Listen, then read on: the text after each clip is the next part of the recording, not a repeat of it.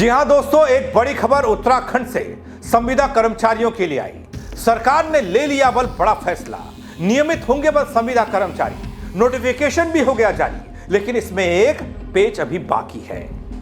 बताऊंगा आपको पूरी खबर। नमस्कार, पहला आग में पंकज रौतेला, आप देख रहे हैं अपना उत्तराखंड न्यूज। दोस्तों, संविदा कर्मचारियों के लिए क्या वो खुशखबरी आ चुकी है इस नोटिफिकेशन के जरिए, जिसका इंतजार कई सालों से कई हजार संविदा कर्मी कर रहे थे। उत्तराखंड में संविदा कर्मचारियों के लिए इंतजार की घड़ी खत्म हुई। पहले मैं इसमें प्रश्न चिन्ह लगाता था, आज नहीं लगा रहा हूं। सरकार ने एक बड़ा फैसला लिया है और जारी कर दिया नोटिफिकेशन। लेकिन सवाल यह, कितने कर्मचारियों को मिलेगा नियमित होने का लाभ, किन विभागों पर पड़ेगा सीधा असर, और क्या यह फैसला राज्य की राजनीति में नया समीकरण बनाएगा? बताऊंगा आपको पूरी जानकारी। आप वीडियो को अंत तक जरूर देखिएगा तगड़ियों, क्योंकि ये उन कर्मचारियों को लेकर खबर है जो कर्मचारी संविदा पर होते हुए, कॉन्ट्रैक्ट बेस पर होते हुए 10 साल से 20 साल से हमारी सेवा कर रहे हैं और पक्के होने के लिए लड़ाई भी लड़ रहे हैं। सरकार से दो हाथ होते रहता है। लेकिन अब जो नोटिफिकेशन आया उसमें क्या है वो बताने जा रहा हूं अपनी रिपोर्ट के जरिए। अंत तक वीडियो को जरूर देखिएगा, क्योंकि संविदा कर्मचारियों के लिए यह सिर्फ खुशखबरी नहीं है, बल्कि उनके करियर बदल देने वाला मोड़ साबित हो सकता है। दोस्तों, उत्तराखंड की धामी सरकार ने बड़ा फैसला लेते हुए आखिरकार नियमितीकरण को लेकर संशोधित नियमावली को लागू कर दिया। इसके तहत अब प्रदेश में 10 साल से नियत तिथि तक काम करने वाले कर्मियों को नियमित किया जा सकेगा। क्या है संशोधन नियमावली में, किन कर्मचारियों और कब से मिलेगा लाभ? दोस्तों, उत्तराखंड में बीते लंबे समय से लंबित पड़े मामले में आखिरकार यह फैसला आया। धामी सरकार ने यह फैसला लिया। राज्य सरकार ने महत्वपूर्ण फैसले के क्रम में विनियमितीकरण नियमावली 2013 में संशोधन करते हुए दैनिक वेतनभोगी, कार्य प्रभारित, संविदा, नियमित वेतन, अंशकालिक और तदर्थ रूप में नियुक्त कर्मचारियों को लेकर संशोधित विनियमितीकरण नियमावली 2025 जारी कर दी। दोस्तों, सचिव कार्मिक है शैलेश बगोली। शैलेश बगोली के साइन हुए इस पेपर में, इस नियमावली में, इस संबंध में शुक्रवार को अधिसूचना निर्गत की गई। संशोधित नियमावली के अनुसार दोस्तों, अन्य शर्तें पूर्ण करने पर दैनिक वेतन, कार्य प्रभारित, संविदा, नियत वेतन, अंशकालिक और तदर्थ रूप से नियुक्त वे कार्मिक विनियमितीकरण के पात्र होंगे जिन्होंने दिनांक 4 दिसंबर 2018 तक इस रूप में कम से कम 10 साल की निरंतर सेवा उस पद या समकक्ष पद पर पूर्ण कर ली हो।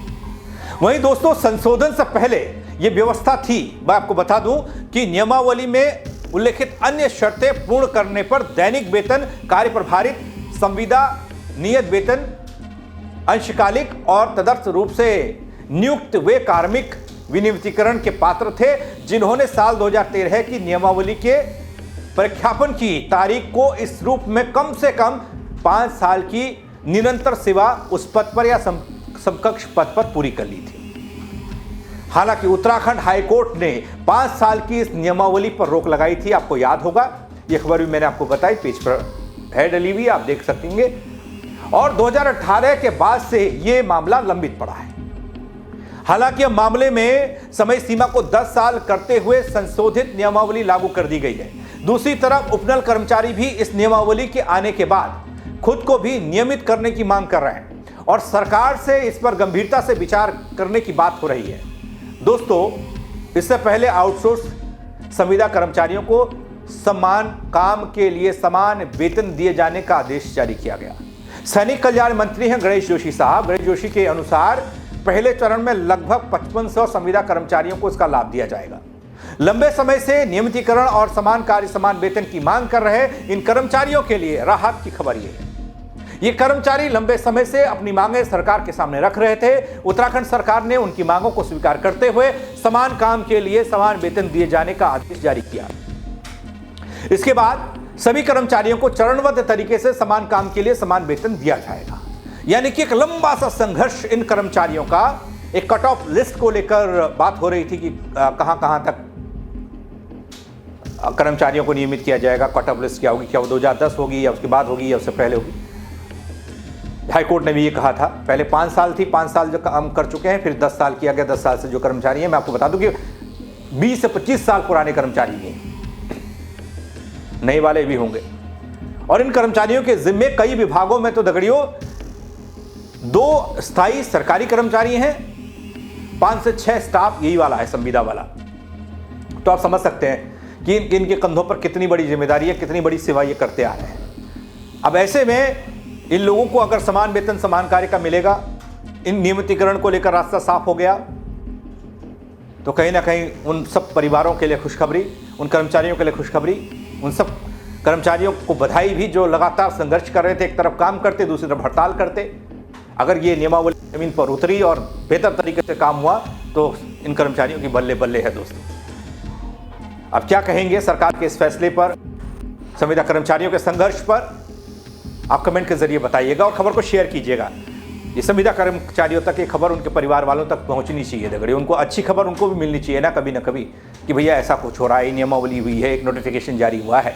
तो शेयर कीजिएगा, कमेंट कीजिएगा, लाइक कीजिएगा। मेरे साथ जुड़ने के लिए आप सबका बहुत शुक्रिया। जय उत्तराखंड दगड़ियों।